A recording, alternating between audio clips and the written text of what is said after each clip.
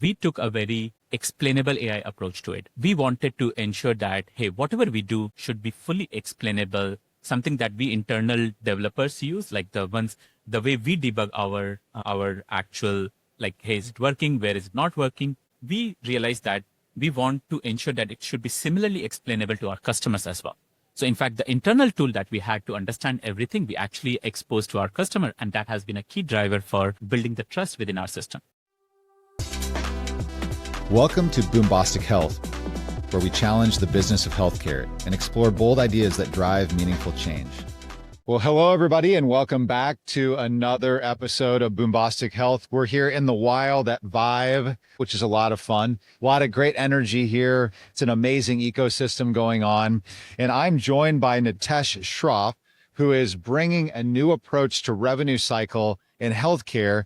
Thank you so much for joining us on Boombostic Health. Thank you. This is very exciting and very, very excited to be at ViVE and talking to you. Thanks for having me here. Absolutely. So we were just comparing notes a little bit. We were closer as neighbors out of Chicago, although this is the first time we've met. Mm-hmm. And now you're back in the Bay Area, but still have some connectivity back to Chicago. Absolutely. So revenue cycle is this big, huge bucket of a bunch of different things. And it ranges from the part of revenue cycle that Change Healthcare touches that, as we all might have heard, there was a bit of a meltdown there that brought the U.S. healthcare system to its knees. Mm-hmm. You can kind of chuckle about it now that it's over with. That was painful. Mm-hmm. But then there's a lot more that goes into actually ensuring that you're managing the way that healthcare is paid for.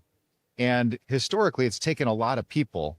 And there have been a lot of pretty imperfect data systems that deal with this. Mm-hmm. I'd love to hear what the unique idea was that you had, because you started this about 5.5 years ago. You're CEO now. Things are going really well. I always like to hear the origin story. Yeah, no, wonderful. At Arintra, our mission is to improve the financial health of hospitals such that healthcare becomes more affordable and accessible across the country. We started this company when my co-founder, Preeti, she ended up going to an emergency room of one of the large health systems in Bay Area. And she spent like 4 uneventful hours, nothing much happened. And then after a month, she gets like a bill of $19,000, right? Like it was way more than what our savings at that point was. And like we couldn't really understand what leads to that $19,000 bill.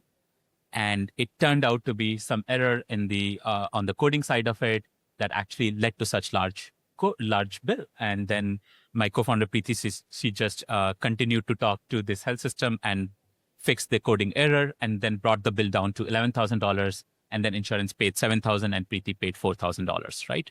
That sort of put us on this path. It's like, why is this happening? This doesn't make sense. There has to be a better way. And both Preeti and I are PhDs in AI, so we just brought in the engineering lens, the PhD lens to it, and really. The more we dug into it, the more we realized how beautiful the problem is, and both the impact on the patients and very, very importantly on the provider organizations is just so huge. We started solving it, right? We started finding a better way to do this. Today, we work with large health systems and physician groups across the country to automate their revenues, to automate their medical coding, some amount of prior authorization, providing a lot of documentation insights from the CDI angle, and then also prevent their denials, right? So all in all, bulk of mid-revenue cycle that we automate, that too within the EHR, like within Epic, within like inside Epic, inside athenahealth, and some other EHRs as well, right? And were you in healthcare before? I was not, but my team has always been in healthcare. Okay. We have a very seasoned team of our Susan, who is the VP of Revenue Cycle. She has been like doing this for 25, 27 years, and the entire team is actually very, very healthcare focused. Nori, my whole CS and the sales team.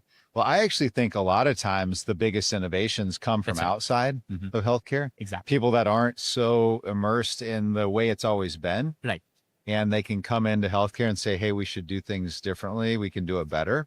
Exactly. And so is it really an army of agentic AI agents that are dealing with these components? And is there a reinforcement learning through human feedback that's mixed into this? Or like, how does it actually work? Very much, very much. And exactly what you said, like we came from outside, but we immersed ourselves deep into Like we sat within a large urgent care center in Alabama, and truly understood the actual pain points before we started solving this. So we really brought in the insider and sort of an external views, a very unique mix of the two. I'm a PhD in AI. My co-founder is a PhD in AI. We took a very explainable AI approach to it. We wanted to ensure that, hey, whatever we do should be fully explainable, something that we internal developers use, like the way we debug our actual, hey, is it working? Where is it not working? We realized that we want to ensure that it should be similarly explainable to our customers as well. So in fact, the internal tool that we had to understand everything, we actually exposed to our customer, and that has been a key driver for building the trust within our system. Our AI is built basically as a network of clinical agents and financial agents that truly understands how the care was provided and what was the exact care that was provided, right? For instance, is the diabetes stable? Is the hypertension chronic? Was the surgery done on the left knee or the right knee? These are the clinical things each of our agents understand and collaborate with each other. And then on the financial side, was it the resident that provided the service first and then a supervising provider came in, or was it one doctor? So we have to understand and who did the lab draw. The lab draw was done by who actually, right?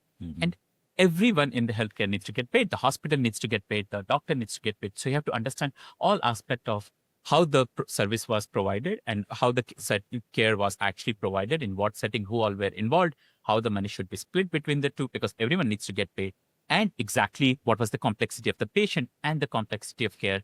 Have a network of agents that identifies individual elements. And once we do that, right, and 86% of the time we fully automate that, 14% of the time we put it in our customers' queue bucket, the hold bucket or the queue bucket, right, where it's our customers' coders that are human in the loop, that they actually look at it, and the changes they make, we actually pull in back and continue to improve the system based on for that specific organization, right? So there's a significant reinforcement learning that happens, and the system keeps getting better and better at all the tasks that it performs. That's very cool. Very cool. It sounds like you were a bit ahead of this huge wave that was forming. Absolutely. When did you finish your PhD in AI? I finished in 2012. Okay. And since then I was building self-driving cars before this. Now it was a company called Zoox, now owned by Amazon. You probably see them driving in the Bay Area all the time, right? And before that, another company called Light, where again, I was building sensors for self-driving cars. The key learning was, how do you deploy AI in the real world where safety really, really matters? Right, yeah. And that's the lens we brought into healthcare. And it has been amazing how that sort of the safety approach that we have brought in, and that's why explainability was the first thing that we brought in, right? To what we call as the revenue assurance, right? Like, we want to ensure that health systems get paid for all the services they have provided, right? Sure, yeah. And appropriately. And that's appropriately, appropriately and on time, right? Yeah. Like, because the gross the margins at which this health system run is so thin, probably negative 1%, 2%, right?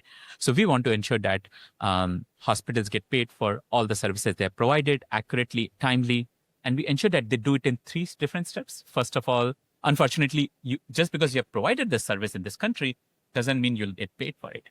First, you have to document what the service was provided, and then you have to ensure that you code for what services you have actually documented, right? Not code for what was actually provided, but code for what was documented, right?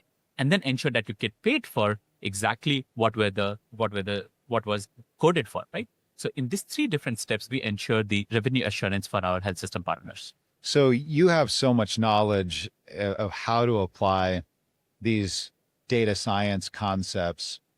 How do you avoid the temptation to have this scope of what you're attacking grow exponentially? Because I'm sure as you look at the overall healthcare system and all the things that are touched and affected and things you could help make better, there's like an unlimited amount of opportunity. How do you decide what to do and what not to do? I think our lens to this is customer driven, right? Like, one of the beauty of healthcare that we truly believe in is, once you have won the trust of a health system partner, of a client partner, every one of them become a design partner for you. They want you to develop, they tell you their core pain points, right? And then once you understand the pain points across different health systems, it becomes very clear exactly what you should focus on. Right. Right. Yeah. And So of you're course we have to- following that. Yeah. You're So it's all yeah. customer driven, customer led.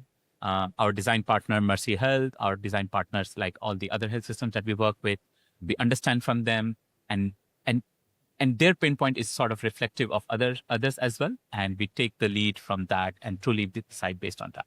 Right. So we you're of course have certain DNAs as well, like we have Right. certain strengths. Of course, we have to play to our strength as well. Yeah, yeah. And you're at ViVE to get the word out and form partnerships and connections. Are you using the Market Connect to meet health systems? Is that part of what your team is doing here? Absolutely. We are talking to health systems, large physician groups across the country, right? Showing them exactly the core. We deliver around 11x ROI, right? So every dollar that is spent on Arintra, we deliver around 11x back, right? Like $11 back. Over what period of time? Because it's a usage pricing, because in the first, like our time to value is maybe 2 to 3 months, right? So within 2 to 3 months, we are already delivering 11x ROI. Okay. Right. And ours is a usage-based pricing as well. So it's rather quickly the ROI that they get back on it. So you share in the value that gets created as it goes. That's right. Okay. And basically because we know that, and the core value we have been providing has been, that includes the revenue uplift. We help them free up their staffing so that they can focus on some of the more complex stuff, right? Like more focus on more complex coding, more like work at the top of their certificate, right? And collaborate better with the providers, right? And then we also reduce their AR days, so on and so forth. And this is the sort of the holistic ROI approach that we take for our health system partners here. What is the competitive dynamic like? What are the reasons that people say, no, we aren't interested? Because it sounds like everybody should do this. That's exactly right. Right? And that's why we are seeing such large growth today, because it has become such a big pain point. The country is not producing enough coders. The complexity of revenue cycle keeps growing and growing, right? Payers continue to make it more complex for the health systems to get paid. Denials are always increasing. Just because it's a denial Tuesday or a denial Wednesday, it continues to increase, right? And the only real solution then is to actually bring in automation, right? And one of the key design choices we have made is to fit within the workflow of the health systems, right? Within the Epic, within the athenahealth, right? Within Cerner.